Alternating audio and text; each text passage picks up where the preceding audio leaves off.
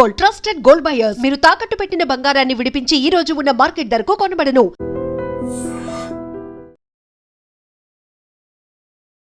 నమస్తే, welcome to I dream. నేను వలి. Mangli case బాధితుల సంఖ్య పెరుగుతోంది. ఇంకా చాలామంది ముందుకు వస్తూ ఉన్నారు. మేము 5 లక్షలు ఇచ్చాం, 10 లక్షలు ఇచ్చాం, 50 లక్షలు ఇచ్చాం, ఇట్లా చెప్తూ ఉన్నారు. అయితే అందరూ కూడా వేరే ఆ తండాలో ఉన్న వాళ్ళు ఏజెంట్లకి ఇచ్చి మోసపోయారు. ఆ ఏజెంట్ల ఇళ్ళ దగ్గరకు వచ్చి ఆందోళనలు చేస్తున్నటువంటి పరిస్థితి కూడా ఉంది. ఆ ఒత్తిడి తట్టుకోలేక చాలామంది ఆత్మహత్యలు చేసుకుంటున్నారు. కొంతమంది అస్వస్థతకు గురై గుండెపోటుతో చనిపోతున్నటువంటి పరిస్థితి ఉంది. మనకు అందుతున్నటువంటి సమాచారం ఇప్పటి వరకు 9 మంది చనిపోయారంట. ఇక మరి ఇన్వెస్టిగేషన్ పోలీసులు ఎంతవరకు వచ్చింది ఏంటనేది కూడా అప్డేట్ కూడా రావాల్సిన పరిస్థితి ఉంది. శేఖర్ భాషా గారు అలాగే అడ్వకేటు సుబ్బు ఇద్దరూ కూడా బాధితులు ఉన్నటువంటి తండాకు వెళ్ళారు. నేరుగా అక్కడ పరిస్థితులను పరిశీలించారు, బాధితులతో మాట్లాడారు. వాళ్ళ నుంచి అసలు ఎలాంటి సమాచారం వచ్చింది, బాధితులు వాళ్ళకి ఏం చెప్పుకున్నారు, ఇవన్నీ కూడా క్లియర్గా ఈ వీడియోలో మనం మాట్లాడదాం. నాతో పాటు శేఖర్ భాషా ఉన్నారు. నమస్తే అండి. నమస్తే. శేఖర్ భాషా గారు ఆ తండాలోకి వెళ్ళారు, బాధితులను కలిశారు, ఏం చెప్పారండి?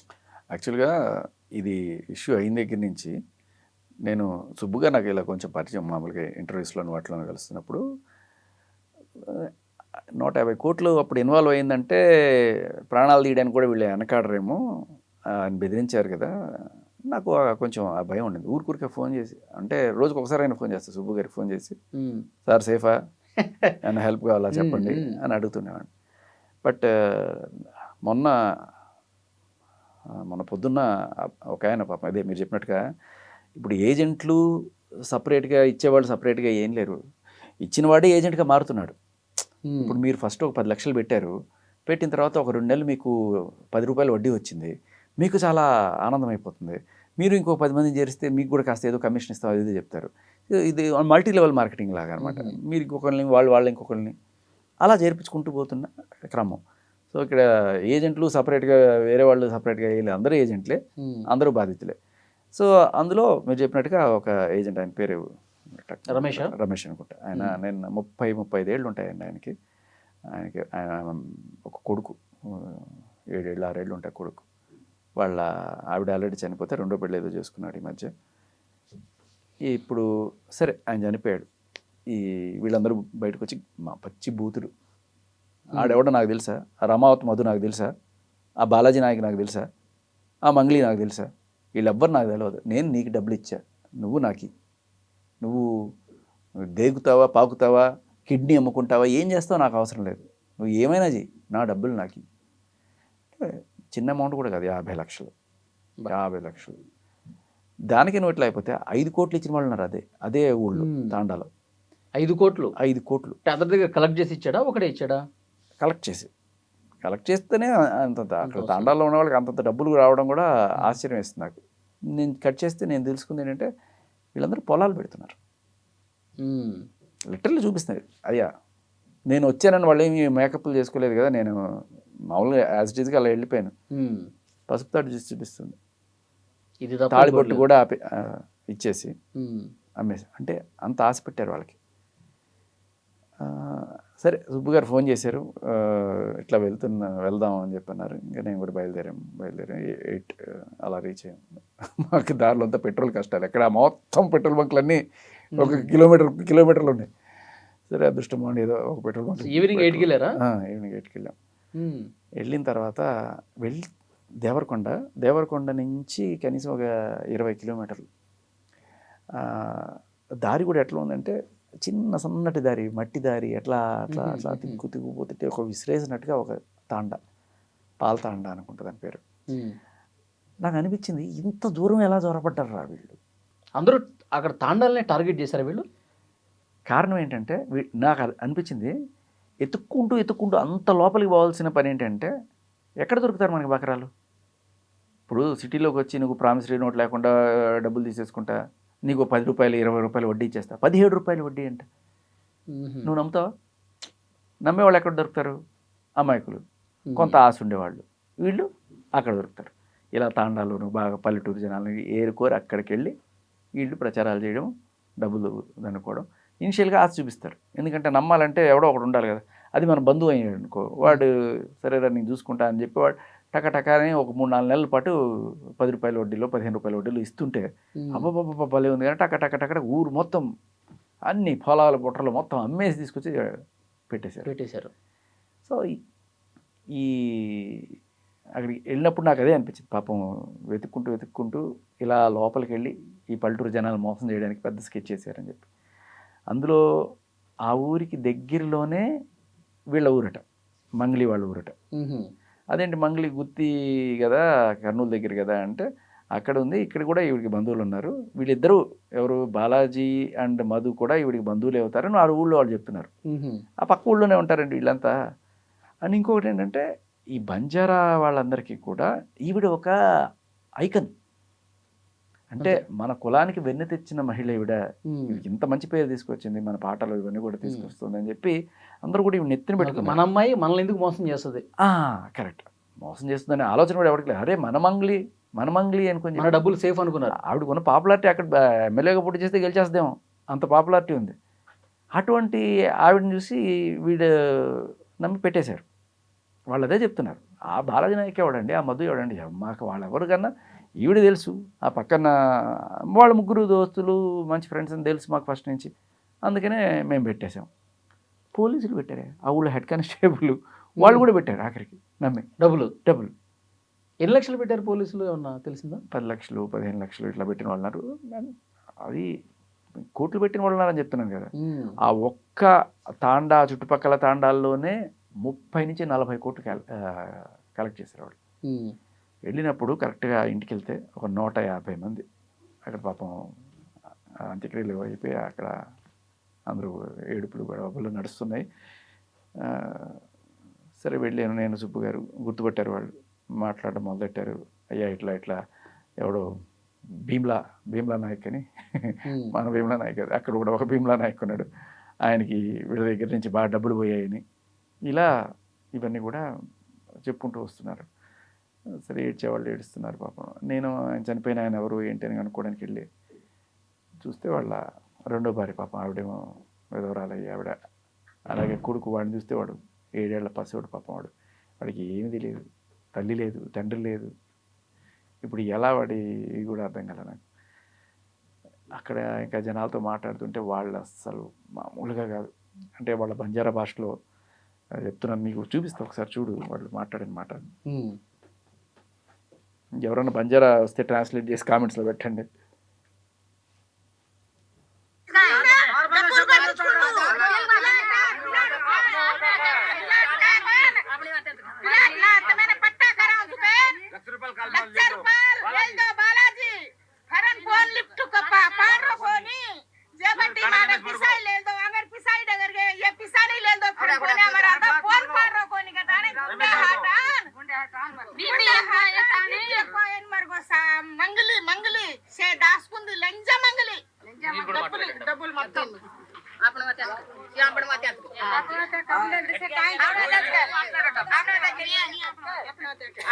मंगलिन कांको मधुन पिसार दिने मधुरे ताने मंगलिन देना को तू कतरा खाल में जो गुड़ा के हां तू कतरा खाल में मार गुड़ा ये कोट रुपए दागा हम मधुन दिने मधुरे ताने मंगलिन दिनो मधुरे ताने कांको तू हमारे पिसा लेता रोची कट्टुत गानी तूरे ताने काई काल रोची काई काद रोची कर हम पूछे तो मरे ताने कांको सिलमारो याक्टरलो से मंगारेच मन 10 रुपयार सिमेंट कंपनी 10 रुपयार काढ की मन दतो कंपनी चारीच मैं ओडी 20 रुपयान दतो तमे एवढी 10 रुपयान मा दुचू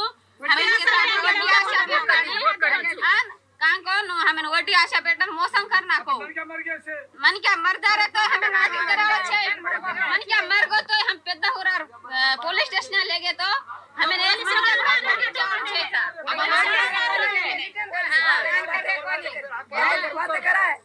पुलिस वाली कान कर रहे कौन है मैंने वो तो थाना की दे तो थाना करन दे पहले पुलिस वाले रिटर्न मार रहे मार रहे पुलिस वाले तो सब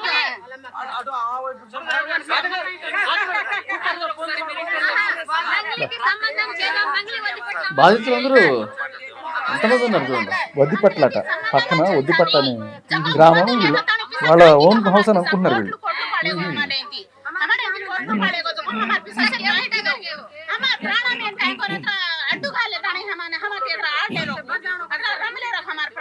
बाकी वाला हमारी इज्जत से काट रहा नहीं हमारा हमें मार लेने से ये मधु बालाजी कत्ता डगर गे बेटा भीमा बेटा का डगर को ये गौतम का डगर को ये क्वारी का डगर की बहुत क्वारी का डगर की ये बहुत से कत्ता डगर की मंगली काहे कर ली गाली लंजा मंगली हमें काहे करन हम आड़ा मौसम कर रही भोसी हां हमार पिसा से ले था काहे काम की देते పోక పేట 100 కోట్లు घर बंदारी लंजा 100 कोట్లు दी घर भंडारी लंजा मुंडा के लाइला इसा अत्रा पिसा काला दिया है वो 2 కోట్లు కార్ ఈమె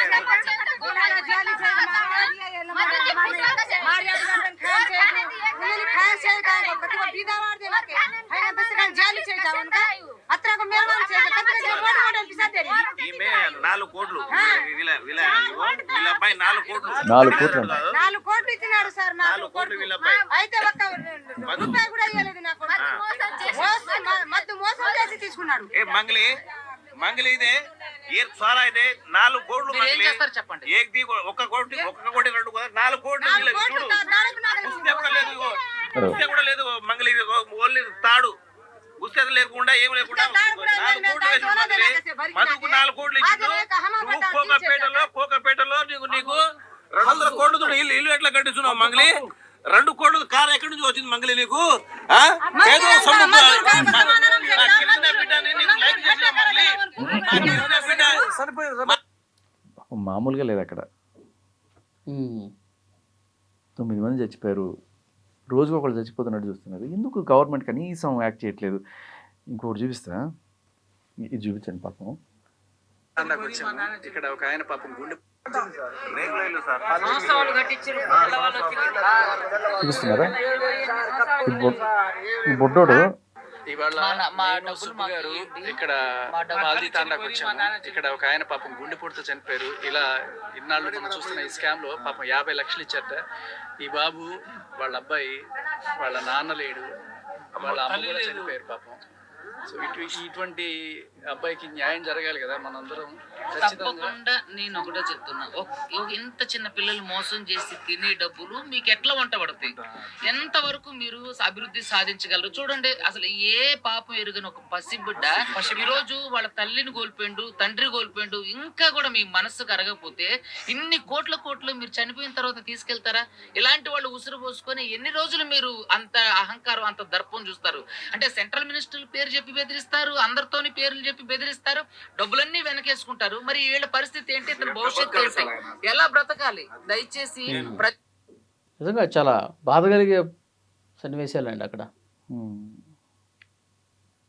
9 మంది చనిపోయారంటే మాటలా? డెడ్ బాడీతోని అక్కడ ధర్నా చేస్తే, పెద్ద ఊర్లో ధర్నా చేస్తే, డెడ్ బాడీ చనిపోయిన డెడ్ బాడీ తోటి వాళ్ళు ధర్నా చేశారు అక్కడ. వీళ్ళని ఆడాళ్ళని కూడా ఇట్లా పట్టుకుని కొట్టి పోలీసులు పంపించేశారట. చుట్టూ వాళ్ళు చెప్తున్నారు పాపం. మమ్మనికి కొట్టిండు పోలీసులు, ఎస్ఐ కొట్టిండు, ఎస్ఐ మాకు ఇట్లా పట్టుకొని కొట్టిండు. ఇగో ఈయన కొట్టిండు, ఇగో ఆయన కొట్టిండు, 2-3 కొట్టిండు. ఎస్ఐ కొట్టిండు.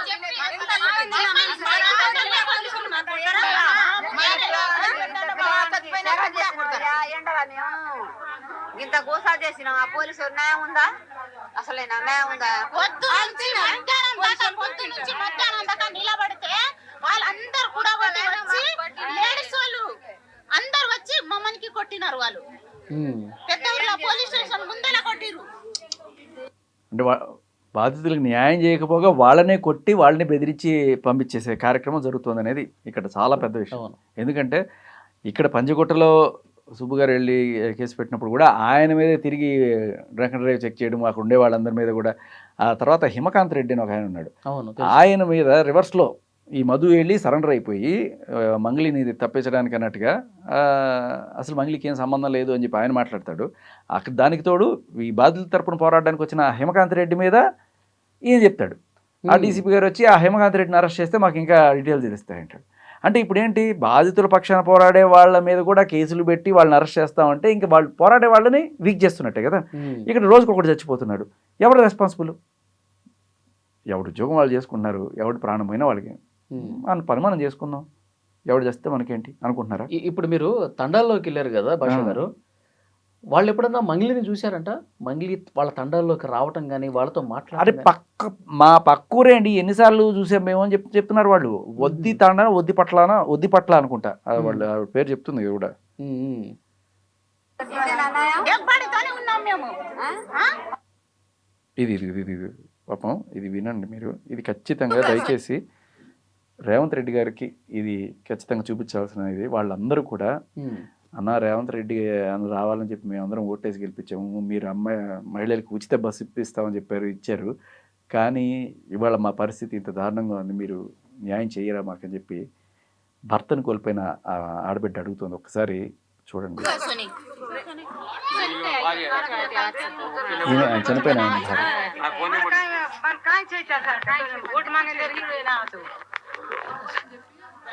అమ్మా, మీకు ఇంత జరుగుతున్నా కూడా గవర్నమెంట్ ఎందుకు స్పందించట్లేదంటారు? స్పందించలేదు సార్.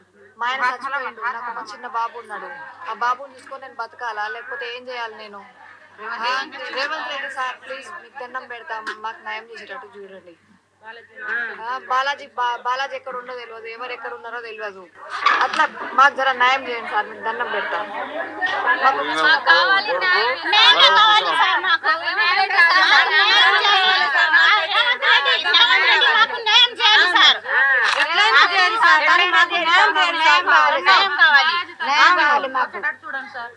మాకైతే డబ్బులు రావాలి సార్, మాకు న్యాయం చేయాలి సార్. వాళ్ళైతే మోసం చేసినారు కదా సార్, మీరైనా చూడండి, మీరైనా సాయం చేయండి. ఇంత పిల్లలకు కూరగాడు దానికి చదువు ఏమో దానికి కొట్టించుకుంటు సార్ రేవంత్ అన్నా kan धोख देन का हमें दे कर हमें दे से हमें इसी बात है ना, हमें काय को जरा करा देना भी రేవంత్ అన్నా అంతే వేడుకుంటున్నారు. ఎట్లాగైనా ముఖ్యమంత్రి గారు ప్రభుత్వం స్పందించాలి, అందరూ పాపం చేతులెత్తి మొక్కుతున్నారు కదా, దండాలు పెడుతున్నారు. నువ్వు గమనిస్తే వలి, మనం కొన్ని రోజుల క్రితం ఇంటర్వ్యూ చేసింది మీద, ఆ రోజు నేను చెప్పాను ఎవరన్నా చనిపోతే ఎవరిది రెస్పాన్సిబిలిటీ అని మనం ఆ రోజు అడిగాం, గుర్తుందా? గవర్నమెంట్ ఏం చేస్తుంది, నిద్రపోతున్నారా? ప్రతిపక్షాలు కనీసం ఎందుకు అడగట్లేదు? అందరూ తలా కొంత పనిచేసుకున్నారా దీంట్లో? ఎందుకు ఎవరు మాట్లాడట్లేదు? నువ్వు నేను మాట్లాడుతున్నావు. పోలీసులు కూడా దీన్ని సైడ్ లైన్ చేసే దారిలోనే నడుస్తున్నట్టుగా కనిపిస్తుంది జనాలకు కూడా. అంటే న్యాయం ఆడడానికి వచ్చిన లాయర్ మీద కేసులు పెట్టడానికి ట్రై చేస్తారు, తర్వాత ఆడెవడో మధుట్ అనేవాడు సరెండర్ అయిపోయి మంగ్లీకి సంబంధం లేదని చెప్పి తప్పించడానికి ట్రై చేస్తుంటే, ఆయన చెప్పాడు కాబట్టి ఆవిడికి సంబంధం లేదు, పోరాడే హిమకాంత్ రెడ్డికి సంబంధం, అతన్ని అరెస్ట్ చేస్తాం, ఇలా చెప్తుంటే మీరు ఎవరిని అరెస్ట్ చేస్తారు, ఎవరిని మీద ముద్రలు వేస్తారు? ఇవన్నీ ఈ చిల్లర రాజకీయాలన్నీ తర్వాత. మనుషులు చచ్చిపోతున్నారు కదా, కనీసం ఒక సిట్టేసి ఇప్పుడు దాకా ఆ బాలాజీ నాయకు, మధు నాయకు వాళ్ళ దగ్గర నుంచి స్వాధీనం చేసుకున్న ఆ అసెట్స్ ఏవైతే ఉన్నాయో వాటిని వేలం పెట్టి దాంట్లో వచ్చి డబ్బులు కనీసం లెజిటిమేట్గా ఉన్న ఏవైతే ఉన్నాయో వాళ్ళకైనా సరే మీరు ఇవ్వచ్చు కదా. కనీసం ప్రాణాలు పోయిన వాళ్ళకైనా కనీసం న్యాయం చేయండి, వాళ్ళ కుటుంబాలకైనా న్యాయం చేయాలి కదా. ఎందుకు ఒక్కళ్ళు మాట్లాడరు? అవును, ఇప్పుడు పోలీస్ ఇన్వెస్టిగేషన్ జరిగేది ఏదో జరుగుతుంది, కానీ నాయకులు అన్న వాళ్ళు ఎమ్మెల్యేనో మంత్రులు ఎవరో అక్కడికి వెళ్ళి ఆ తండాల్లోకి వెళ్ళి కొంచెం వాళ్ళకి భరోసా కల్పించాలి కదా, కదా మాట్లాడాలి. ఇప్పుడు అశ్వరెడ్డి కేసు ఉందనుకుందాం, అది వాళ్ళ పర్సనల్ ఇష్యూ, దాంట్లో రాజకీయ నాయకులు ఇన్వాల్సిన అవసరం కూడా లేదు. బట్ హియర్ వీఆర్ ఎక్స్పెక్టింగ్ కదా, వందల మంది ప్రజలు, వేల మంది ప్రజలు దీంట్లో ఇన్వాల్వ్ అయినారు, వాళ్ళు ప్రాణాలు పోతున్నాయి. మీరు మాట్లాడకపోతే ఇంక ఏం ప్రజాప్రతినిధులయ్యా మీరు వచ్చి మాట్లాడాలి కదా. ఎంతమంది చచ్చిపోతే మీరు వచ్చి మాట్లాడతారు? ఇప్పటికే ఆలస్యమైంది కదా, ఆ ప్రాణం మీరు తెచ్చిస్తారా? బుడ్డోడు చూడు పాప, నాకు ఇంకా కళ్ళల్లో నీళ్ళు తిరిగిన వాడిని చూస్తే, వాడికి నాన్న నువ్వేమన్నా మాట్లాడతావా, నువ్వు చెప్పు మాకు న్యాయం చేయడం, నువ్వు చెప్పరా బాబు అని చెప్పి నేను, వాడు మాట్లాడితే జనం వింటారని చెప్పి వాడితో అంటే వాడికి మాట్లాడడం కూడా రాదు. మా నాన్న ఏం తెలుసు వాడికి అసలు? అంతే, వాడు చెప్పేది మా నాన్న అంతే, అంతకుమించి కేవలం. ఇప్పుడు తల్లిదండ్రులైన అనాథ 4వ క్లాసు 5వ క్లాసు ఏం చేస్తాడు వాడు అసలు, పాపం వాడు. ఇది చాలా దారుణం. ఈ విచారణ ఏంటండి? బీఆర్ఎస్ సంబరాలు చేసుకున్నారు నిన్న కాకముందు, టీఆర్ఎస్ పార్టీ పెట్టుకున్నారు కవిత గారు, వీళ్ళెవ్వరికీ కనబడలేదు. సరే, గవర్నమెంట్ పని చేయకపోతే ప్రశ్నించి పని చేయించాల్సిన బాధ్యత ఎవరిది? ప్రతిపక్షాలది కదా. మీరు ప్రతిపక్షంగా మీ ప్రధాన పాత్ర పోషిస్తున్నారు, వాళ్ళ చేత అడిగించుకునే స్టేజ్కి మీరు ఎందుకు వెళ్ళాలి? గవర్నమెంట్ మీరైనా సరే చొరవ తీసుకొని చేయొచ్చు కదా. ఎకనామిక్ అఫెన్సెస్ వింగ్లో పడి ఉంది, వాళ్ళు చేస్తారు. లేకపోతే సిఐడిలో ఒక కేసు ఉంది, లేకపోతే అక్కడ దేవరకొండ దగ్గర కేసులు ఉన్నాయి, ఆ ఊళ్ళో కేసులు ఉన్నాయి. కేసులు 100 పెట్టచ్చు సార్, ఆ కేసులు తేలేదు ఎప్పుడు, వీళ్ళకి వచ్చేది ఎప్పుడు? ఈ లోపల ఎన్ని ప్రాణాలు కడతీరిపోతాయి? దయచేసి రేవంత్ రెడ్డి గారు మిమ్మల్ని జనాలు కోరుకుంటున్నారు. మీరు ఒక కమిటీ సిట్ వేసి ఇటువంటి వాళ్ళకి సత్వరమైన న్యాయం చేయాలి. ఆ న్యాయం జరిగే లోపు కూడా ఎవరైతే కనీసం ప్రాణాలు పోగొట్టుకున్న వాళ్ళు ఉన్నారో వాళ్ళకి ఏదైనా సరే ఎక్స్కేషన్ అట్లాంటిది ఏదైనా ఇప్పించి వాళ్ళని ఆదుకోండి. ఆఖరికి మేము అది వీడియో చేసి ఒక ముస్లిం ఉంది పాపం చనిపోయిన వాళ్ళ తల్లి, ఆవిడ వీడియో తీసి సుబ్బు గారు పెట్టారు ఇన్స్టాలో, నేను తీసి పెట్టాను.